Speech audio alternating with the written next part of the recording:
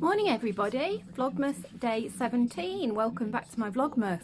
I know I've been MIA and I know lots of you know that things got a bit much for me. I've been pretty poorly, but I also got really tired because I wasn't sleeping and the editing was getting a bit much for me. I started having migraines, so I took a break from Vlogmas, but I would love to come back and spend a few more days with you before Christmas because I really loved spending the time with you, because I felt like we were moving on a little journey together, and your comments were kind of really getting me through. And so yeah, I'd like to spend a few more days with you before Christmas Day. So today is Thursday and I have to go to one hospital to get an ECG done, and then I have to go to another hospital to get to see the haematologist because I've had abnormal bloods for a while now. Only very slightly abnormal, kind of borderline, but because I've been having strange symptoms, the doctor saw fit to refer me, which I'm very grateful for. So today I go back and find out if there's anything like lupus. I had the lupus test because there's a specific test that they can do for lupus, and see if they found anything else in my sort of more in-depth complex bloods that they had done. I'm placing about an 80% chance of the fact that they've lost my bloods, because every single time I go to get my bloods taken there, it's a complete shambles and a farce, and they don't know what they're doing, and the system's down, and they're writing it on their hand to do later, and yeah. But let's see what happens. I will check back in with you later on. I'm here on a very rainy and cold and miserable York Way with Mr. Ian. It's down to UCLH first to get the, very noisy as well, to get the ECG done, and that's a walk-in service, so we're really hoping that it won't take too long. And then back up to Hampstead to see my haematologist. If we get chance in between, I'm going to see if I can do a spot of Christmas shopping, you know, like panic buying when you suddenly think, oh, but it will be so much better if I just buy this chocolate that we don't need, etc.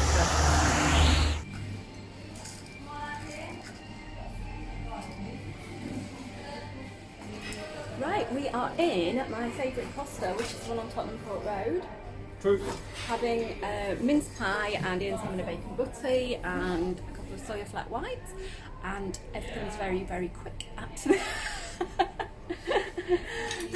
Everything was very quick at the hospital, very efficient, and they said everything's fine. It's just a very rare issue that can happen with your heart when you go on an antidepressant, so they need to take the trace levels before they start you on it. But actually what they don't know is that I had some in my cupboard and I've already started on it, which is why I feel so much better. And yeah, if I hadn't taken matters into my own hands, I would have felt crap for Christmas, so I don't care.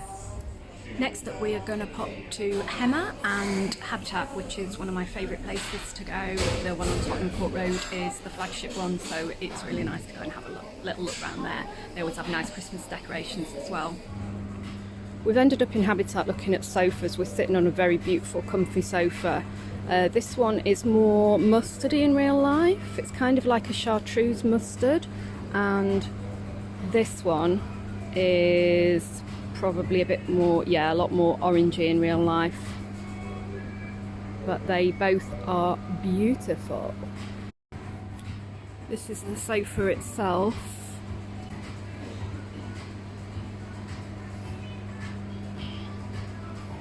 It is just blissfully comfy.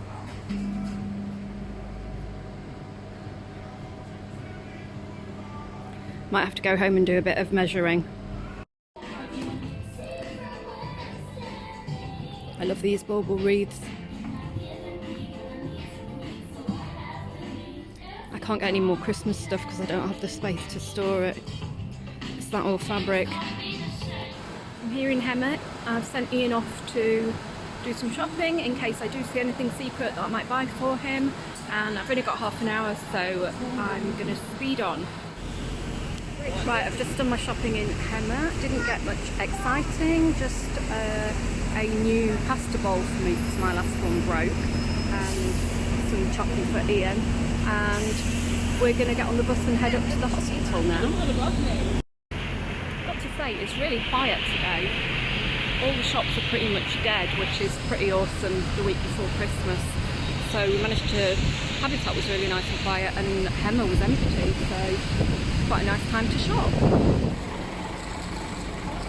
They don't actually use these anymore, but I thought I'd just get a picture for you people who want to see a bit of London tradition.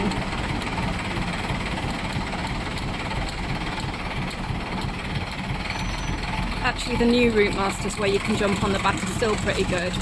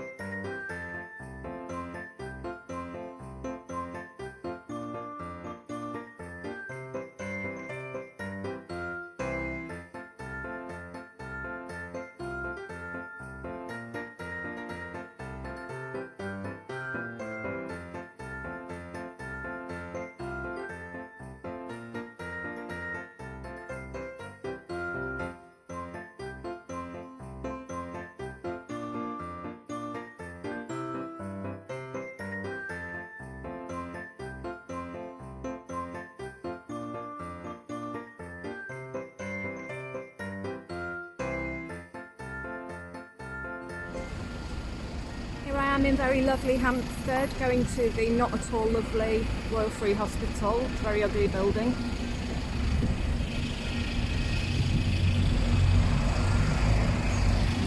Can't see it, but it's a monstrous carbuncle.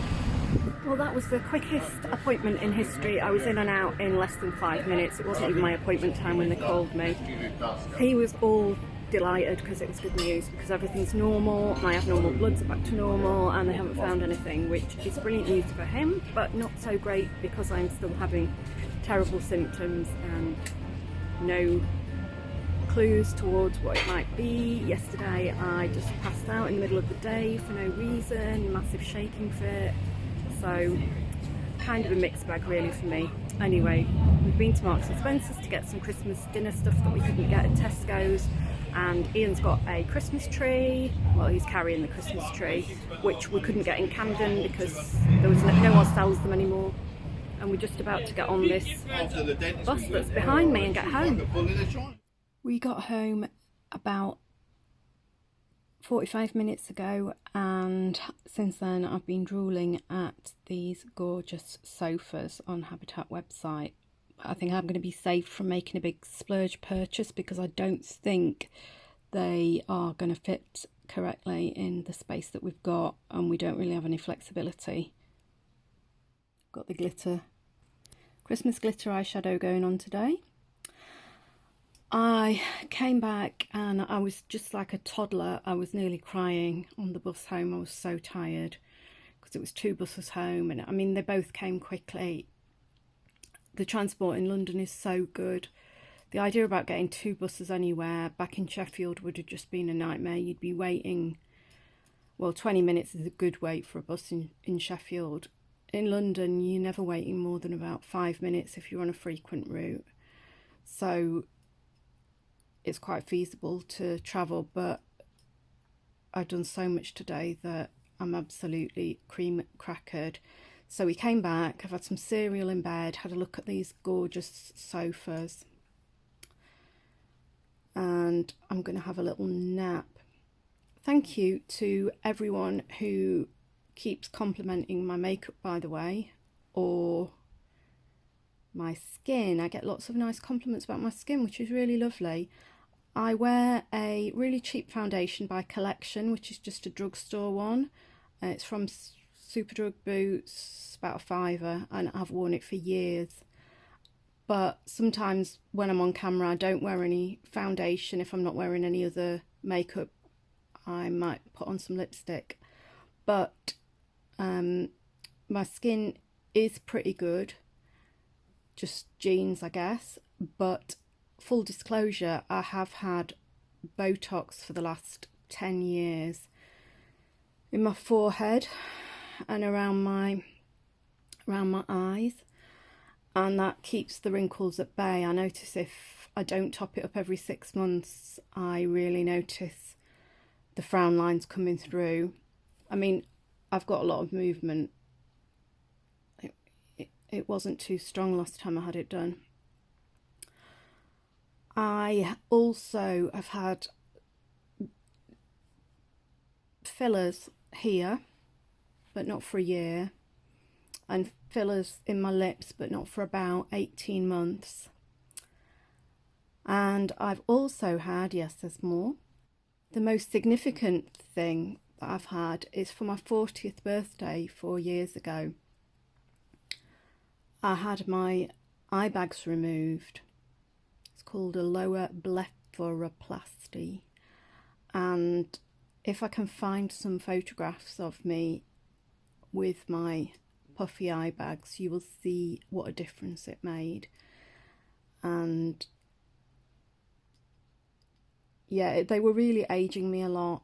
I used to work in a job where appearance was quite important, so now I don't work in that job anymore. I am not so bothered about all these things, but yeah, I do still top up my Botox. I know that people have got different opinions about cosmetic surgery and surgical enhancements and things. I used to be really against it until I started getting older, and then I was all for it. It's funny what a difference in perspective it makes when it actually happens to you. It's nap time in the nursery. I've just woken, Ian's sleeping, and Betsy's having a good snooze on a box of patterns. So it's 4:45. I've had my nap and I slept for about an hour, and I'm back up and I've got myself a big coffee, and it's time to work on what is now known as Ian's bloody coat. It doesn't feel like there has been much progress since I last posted pictures on my on the community tab, but I'll show you where I am. So I've got the shell sewn together. It's all interlined and got all the seams pressed out, which took half a day just to trim all the seams and press them with a clapper.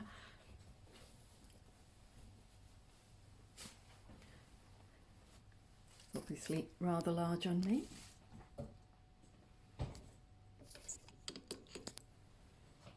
Looks quite cool.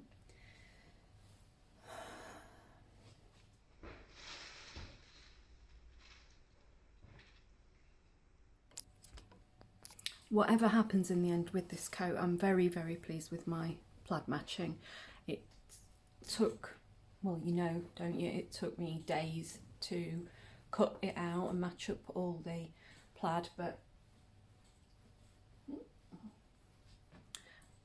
it worked, and it was worth it, and it actually wasn't too difficult to sew together. I just used plenty of pins. I started off using my basting tape, but in actual fact that proved more of a problem than without it, because I had to keep on like stretching little bits just to make stripes match perfectly, and so just needed to manipulate the fabric a bit. But yeah, the stripes have come out brilliantly, but this part, so interlining it and then removing all the basting stitches, that took so long. It's taken a long time. So, and the other thing is I had to let it out at the back, neck and shoulders, so I had to use a smaller seam allowance, which means that I now need to recut the upper collar, the under collar, 2 collar stands and the back facing, and I don't have any fabric left. I might be able to split the pieces that I've got and add a little bit in the middle, but then I will have lots and lots of seam allowances stacking up, so that's not good. I'll just have to see how much scraps I've got left and see how much I can get out of it, but that's a bit galling because those pieces took me ages to cut out, and of course they're all fused as well, so I will have to re-interface all of them. But more important at the end of the day that he has something that fits him, even though it might not be finished for Christmas now, which I'll be really gutted about. But I've got a few days left. I think I've got tomorrow's Friday, Saturday, Sunday. We've got a few things on, but I've got I think I may have got 3 clear sewing days left, so I might be able to finish it. Anyway, that's enough chatter from me now. I am going to get on with it, get the pockets on and measure the neck and see how much I need to add into the pattern pieces.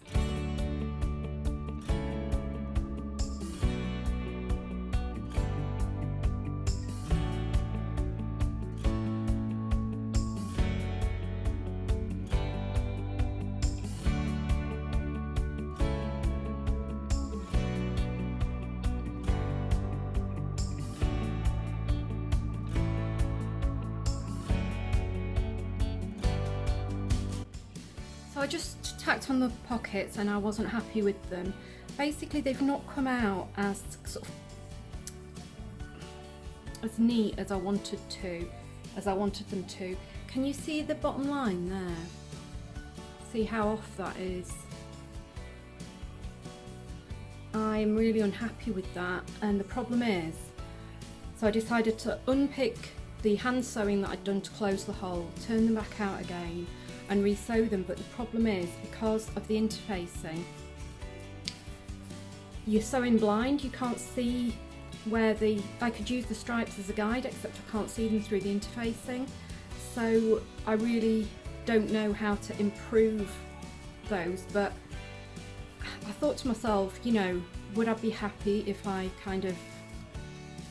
somebody else looked at them, and I thought, no, I know it's petty, it's ridiculous, but just want it to be not necessarily perfect, but as good as I can do it. And I was like, is that as good as you can do it, Jane Jacks? No, it's not as good as you can do it. Unpick the bloody thing. So that's what I'm doing.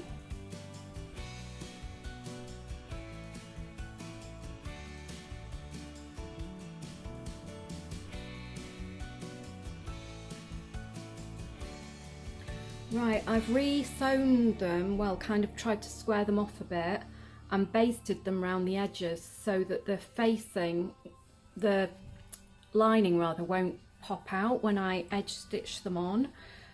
It's taken me about an hour and a half to do that, and I still don't have them on the coat, but I know that in the long run I'll be pleased that I took them off and did them properly.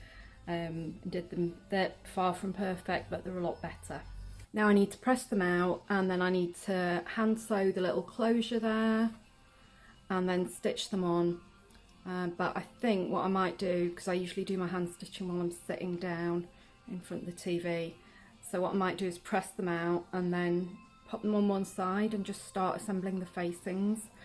I've measured how much ease I've added to the back neckline, and it's 2 centimetres. So what I'm going to do is I'm going to sew the existing pieces that I've got with a 5mm seam allowance, and that should add, well, it should add 2 centimetres. I might have to stretch them out a bit, which is hard because they're going to be interfaced, but they might be like 5mm short on either side by the time I've attached them, but I think that will be easier than trying to add extra ease on all of those pieces and hoping that the ease is in the correct place. So that's my plan.